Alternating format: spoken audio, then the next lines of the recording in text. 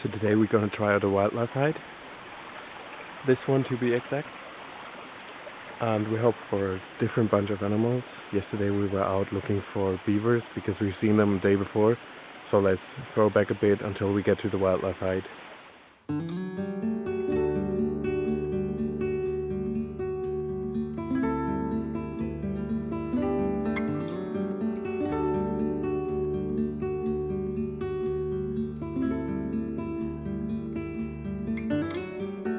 Hey guys, welcome to another video. I'm actually on holiday, but the thing is, I wouldn't do normally a video, but we found beavers. We were sitting on the other side of the river and it just swam by, which is kind of cool.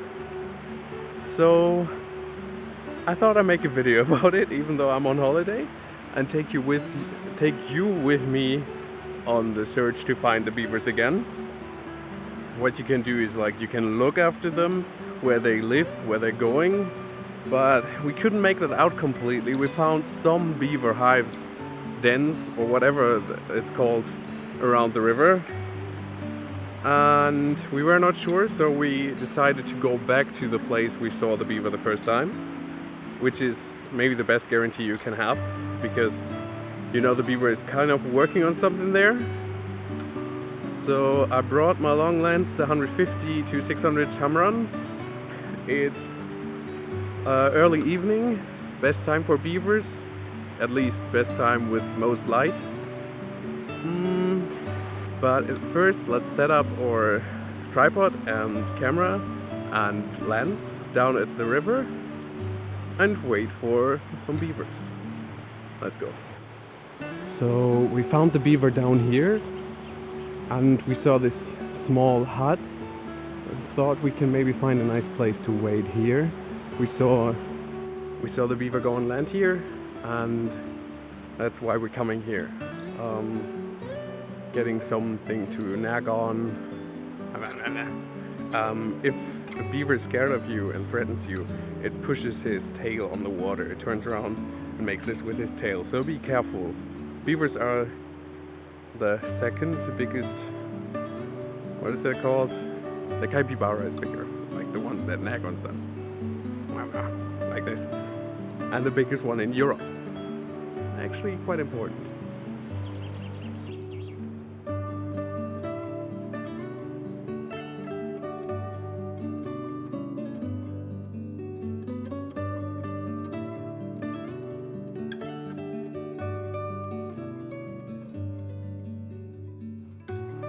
So this is where the beaver came up, and we can just hope that it passes by again. I will set up the camera now, and then I will wait a long time maybe. I'm super into this. It's cool when it just shows up and you know that it's there. It gives you way more feeling for it. If you know what you're looking for. It's kind of nice. Don't have too high hopes, but just keep going, keep waiting, and maybe you get paid off really good.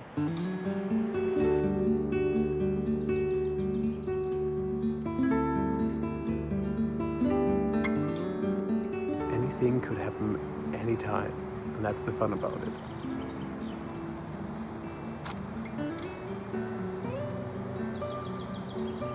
Sun is about to set. That's kind of the time when he showed up yesterday. Not getting my hopes up though.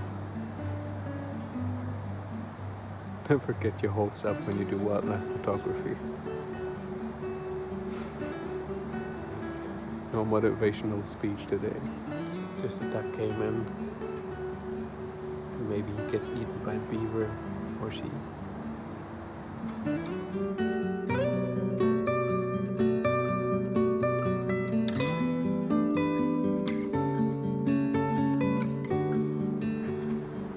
Cute. You heard maybe that. Took the duck long enough to see me. Now she's gone. At least the duck reminded me to adjust my settings, because if you wait so long, it can happen that you forget about them, and then you're not prepared when actually something is happening. So So in between, try to remind yourself to adjust your settings. Look a bit through the live view or the electronic viewfinder if you have a mirrorless camera, and adjust and be ready.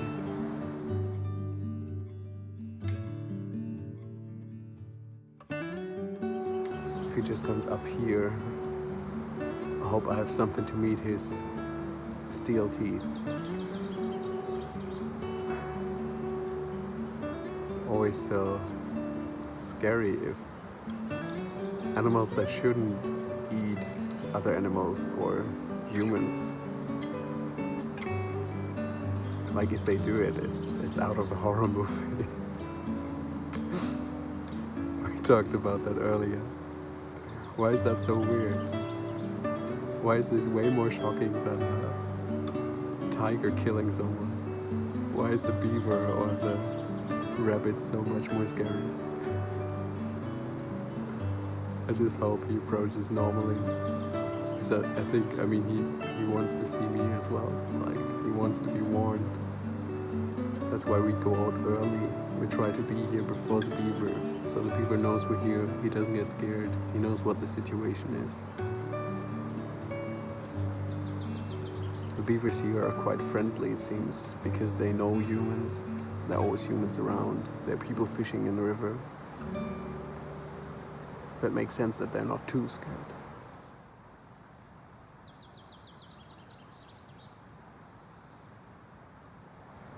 You can see him now on the other side of the river.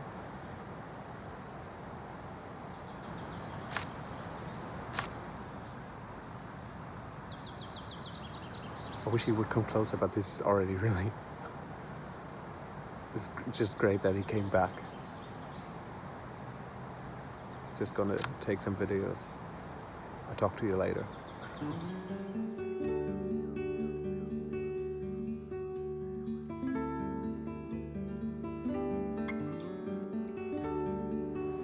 Just wait more and longer.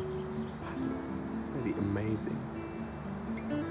I'm not sure if I've ever seen a beaver in the wild before.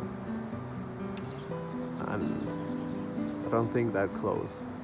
In wildlife, it can always happen that you don't see what you want to see. Then you will ask yourself, what did I do wrong?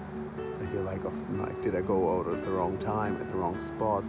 But if you know that there are animals, and you go out again, you don't meet anything, that doesn't mean you're wrong. It just can always happen. Don't ask yourself too much. If you know there are animals around, you have to be patient.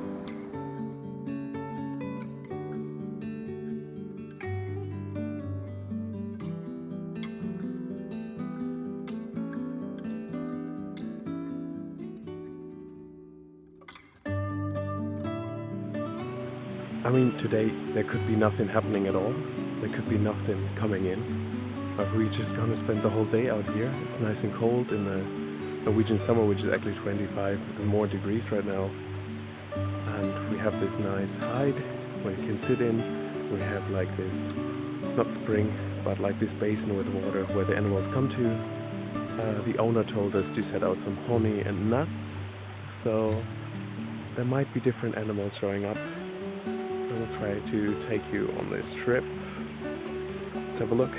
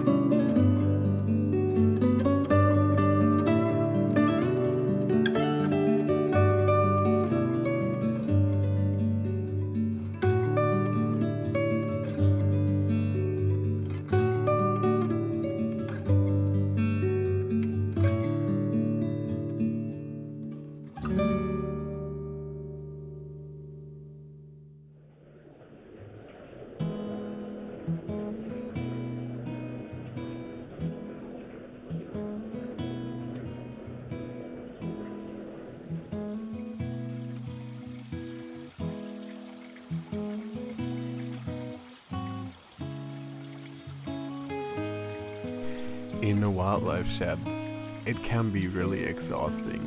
You don't even know how to sit after some time anymore. You just switch from one side to the other, turn around, try to lay down for some time. It is exhausting, and you should bring a lot of food and snacks to stay through the time, because you need that patience to get some good photos.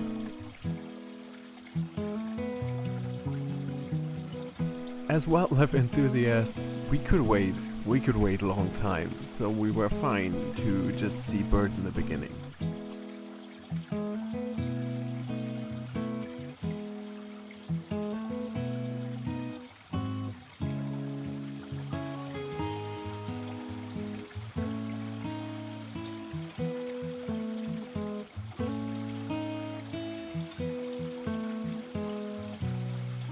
I had the luck to work with birds during my studies, so I have a special place for birds with personality in my heart, and that's why I think they're quite funny and relatable, because a lot of birds have character and know how to use tools and all this stuff. They're really clever, more clever than you might think they are.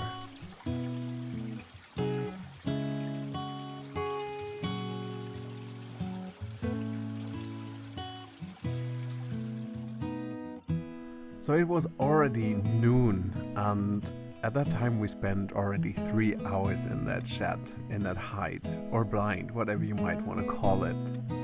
We made some hot food because it was time to eat something. We were running out of energy. It's even exhausting while you're just sitting in there. Or maybe you just want to have something to do. The food was good, but we could have left it a bit longer in the water, in the hot water.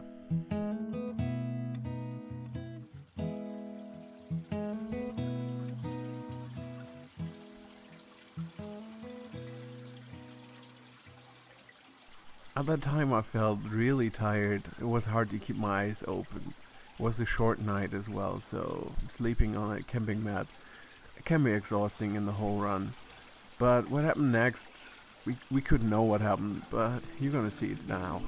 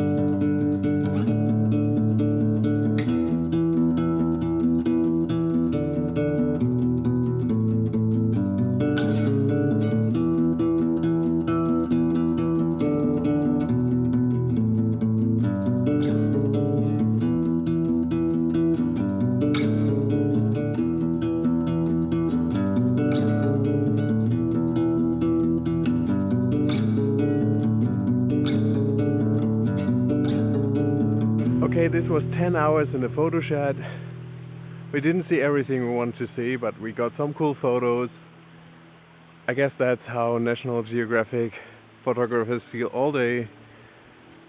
Must hurt a lot, my rear end hurts a lot. The next time I bring a pillow, make it a bit more comfortable, but I would definitely do it again. I really enjoyed it. Teaches you patience really a lot. I don't think I haven't been that quiet and sitting on one place for 10 hours ever before in my life. Okay, smash the like button, hit subscribe if you haven't subscribed yet, and I see you soon. Here are the photos of the day.